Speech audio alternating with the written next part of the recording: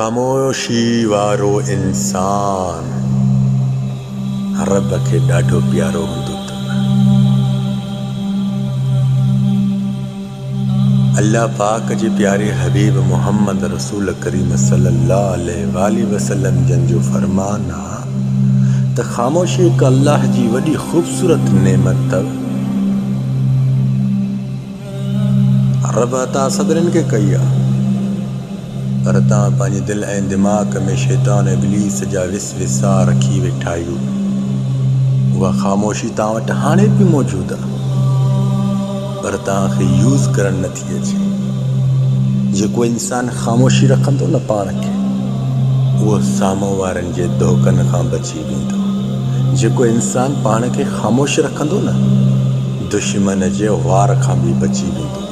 जेको इंसानु पाण खे ख़ामोश रखंदो न, शैतान इब्लीस जिन्नात जे विसविसा खां बि महफ़ूज़ रहंदो। जेको इंसानु पाण खे ख़ामोश रखंदो न, उहो कॾहिं बि कंहिंजे आॾो हथ बि न फैलींदो आहे। जेको इंसानु पंहिंजो पाण खे ख़ामोश रखंदो न, साम्हूं वारा केॾा बि ड्रामाई हुजनि, पर तूं उन्हनि जा चेहरा पढ़ी वेंदी। जेको इंसानु पाण खे ख़ामोश रखंदो न, केॾी बि चाल चले अचनि, पर तुंहिंजो सरे जे बराबरि बि नथा उखाड़े सघनि। जेको इंसानु पाण खे ख़ामोश रखंदो न, रब जी ज़ात जो कसम, यादि रखजांइ ए अल्लाह जी ख़लक़ल इंसान ज़ात,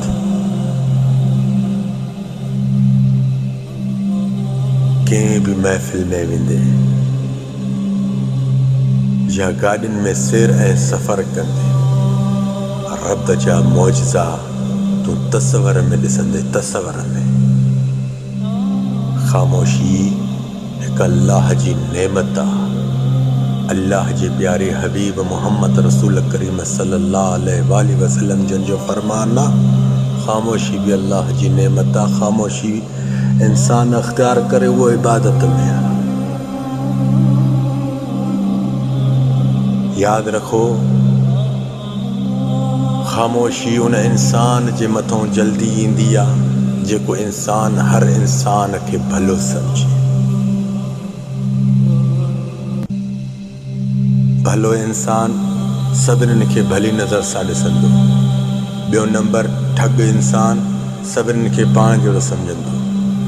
हाणे कूड़ो तुंहिंजे आॾो इंसान बीहंदो न, कूड़ो केॾी बि ड्राड़ हणंदो, ॻाल्हि कंदो, पर सचे इंसान खे उन कूड़े जी ॻाल्हि बि सची लॻंदी, छो त उहो सचो आहे। ऐं कूड़ो इंसान सचे इंसान खे छा सम्झंदो? कूड़ो सम्झंदो। सचो इंसान केॾी बि उनखे हक़ीक़त वारी ॻाल्हि कंदो, सची ॻाल्हि कंदो न, त उनखे कूड़े खे कूड़ी लॻंदी। ऐं कूड़ो इंसान पंहिंजी ग़लतियुनि जी वजह सां मथे चढ़ी बि केतिरो बि अमीर थी वेंदो, आख़िर जल्दी में फाको ॾेई ज़मीन में किरंदो आहे। पोइ हिन हुन जो मोहताज हूंदो आहे, पोइ हिन हुन खे वार करण जो सोचींदो आहे। कूड़ो ठग इंसान आहे। रब जी ज़ात जो कसम, इहो कॾहिं बि कंहिंखे वफ़ा न ॾींदो। इन ठग खां बचो। कूड़े इंसान जे मथां रब जी लानत बि वसे थी। तव्हांजी ज़बान ते अगरि कूड़ आहे न, त उहो कूड़ बि ख़तमु कयो, सच ॻाल्हाए। सचे इंसान जे मथां रब पाक जी रहमत वसंदी। तकलीफ़ आहे, पर तकलीफ़